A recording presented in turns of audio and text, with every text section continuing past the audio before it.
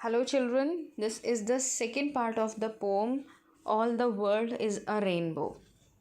Chapter 15 from your book My English Garden. Now, children, in first video, what we studied, हमने पढ़ा that the poet has compared the colorful rainbow with the colorful world. उसने कहा है एक rainbow की तुलना इस संसार की तुलना एक रेनबो से करी है और कहा है जैसे कि ये रेनबो कलरफुल होता है वैसे ही हमारा संसार भी कलरफुल है. And how is it, how our world is colourful? Because of the colourful people live here. वो कहते हैं कि ये जो वर्ल्ड है जहाँ हम रहते हैं वो बिल्कुल इंद्रधनुष की तरह रंगीन है क्योंकि यहाँ पर बिल्कुल अलग अलग कलर के लोग रहते हैं. Now children, if you see India, in India जब the people who live they are of wheatish यानी वो गेहुए कलर के हैं. Some of the people are of dark colour, बहुत सारे लोग डार्क कलर के होते हैं, बहुत से फेयर कलर के लोग होते हैं, राइट, कुछ डस्की होते हैं. और अगर if we go to foreign countries और वेस्टर्न कंट्रीज़ तो वहाँ के लोग काफ़ी फेयर कलर्ड होते हैं, गोरे होते हैं. सो यहाँ पर इस तरीके से पोइट कहना चाहता है कि हमारे संसार में बहुत से डिफरेंट कलर के लोग रहते हैं. कुछ वाइट हैं, कुछ ब्लैक हैं, कुछ रेड हैं, right. Now will see the second stanza. Second stanza में पोइट क्या कहता है? वो कहता है all the world is a rainbow and the sky needs all of me and all of you. All of me, all of you, all our brothers and sisters too. We can give, we can live, we can give all of me and you. अब वो कहते हैं कि this whole world is a rainbow and this world needs this colourful rainbow. वो कहते हैं कि ये जो पूरा संसार है एक इंद्रधनुष की तरीके से और संसार को इस इंद्रधनुष के कलरफुल इस इंद्रधनुष के रंगीन यानी कलरफुल या अलग अलग रंगों की ज़रूरत है. यानी संसार को अलग अलग कलर के लोगों की ज़रूरत है, वो चाहे मैं हूँ या फिर वो आप हो. यानी this world needs you and I. उसको, इस संसार को आपकी भी ज़रूरत है और मेरी भी ज़रूरत है. ऐसा नहीं है this world can go all alone with single person. वो कहता है ये संसार अकेले एक इंसान से नहीं चल सकता है या फिर एक देश से नहीं चल सकता है, एक कम्युनिटी से नहीं चल सकता है. It needs all of us. इसको हम सभी की ज़रूरत है. यानी this world can run properly when it is with all. ये जबकि ये सबके साथ हो या सब इसके साथ हो. और वो कब हो सकता है? जबकि हम सब लोग, all of us remain brothers and sisters. यानी हम जब, वो कब बहुत अच्छे से रन कर सकता है, आगे बढ़ सकता है संसार, जबकि हम आपस में भाई बहन की तरह रहें. जैसे वो गिव एंड टेक करते हैं, they share their things, they give their things and then they live together with peace. वो शांति के साथ एक दूसरे से रहते हैं, परिवार की तरीके परिवार में रहते हैं एक दूसरे के साथ शांति से. ऐसे ही हम सबको इस संसार में भाई बहन की तरीके से रहना चाहिए. With brotherhood we should live together so that this world can be so beautiful. और इसी तरीके से जो ये वर्ल्ड है ये एक रेनबो के तरीके से ब्यूटीफुल लगेगा जबकि हम एक साथ भाई बहन की तरह रहें. Now see the third stanza. Children, before we start the third stanza, let me tell you about music.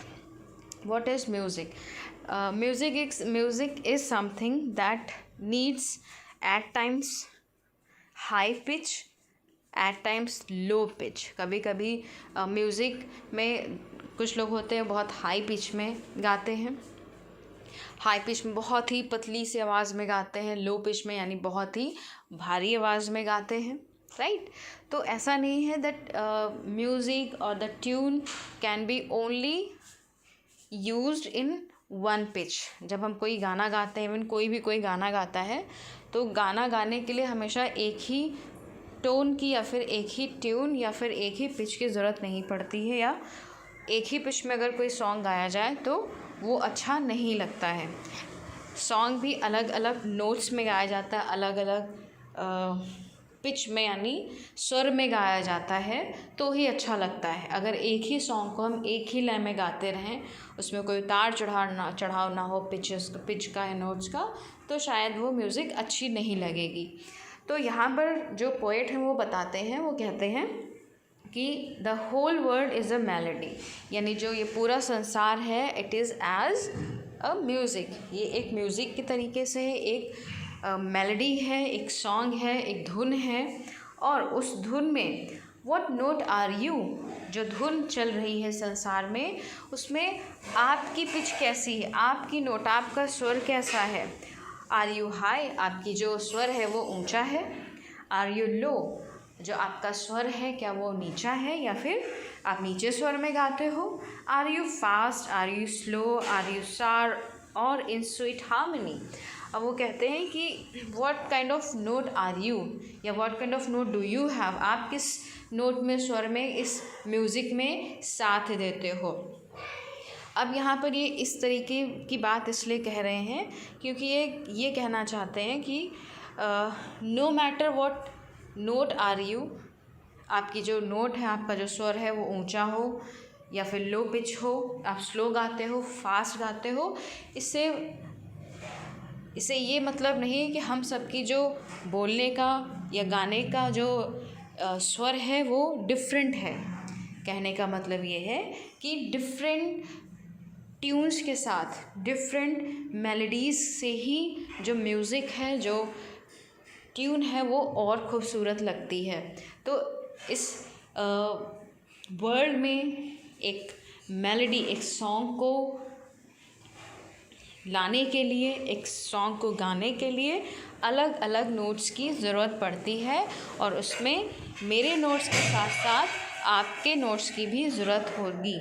तो यहाँ पर कहते हैं कि no matter what note are you, no matter what pitch do you sing, you will have to be with each other. आपको हर किसी के साथ रहना पड़ेगा सो दैट जो म्यूज़िक है वो और भी अच्छा हो सके, यानी जो वर्ड है और भी अच्छा हो सके। So the meaning of harmony is piece.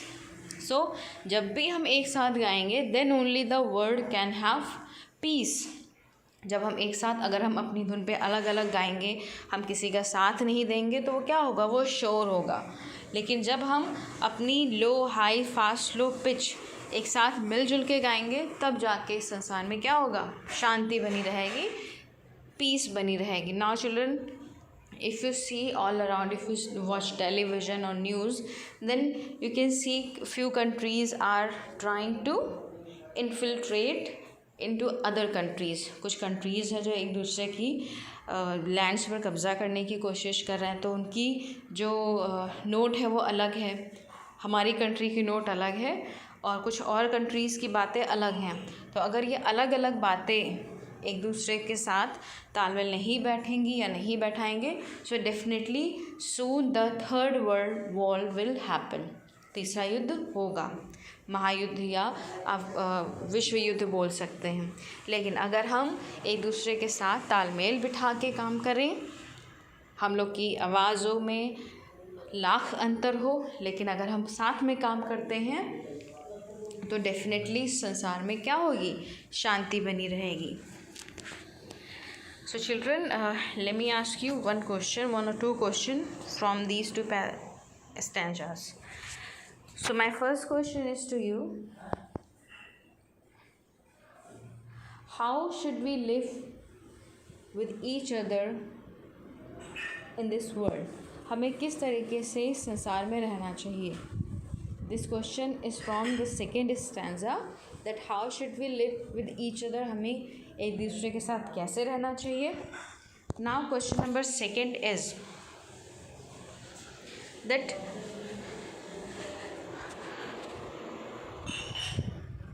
what does the meaning of melody according to the poet in this stanza? What does the meaning of, how does melody word refer to according to the poet, या जो melody word है, melody शब्द है, ये poet ने किस चीज़ को इशारा करने के लिए बोला है, या फिर ये क्या कहना चाहते हैं सेकेंड स्टैंजा में, या what does he want to explain और tell us from second stanza, वो सेकेंड स्टैंजा में क्या बात करना चाहते हैं, right. So children, saying this I would say thank you so much, take care, bye bye.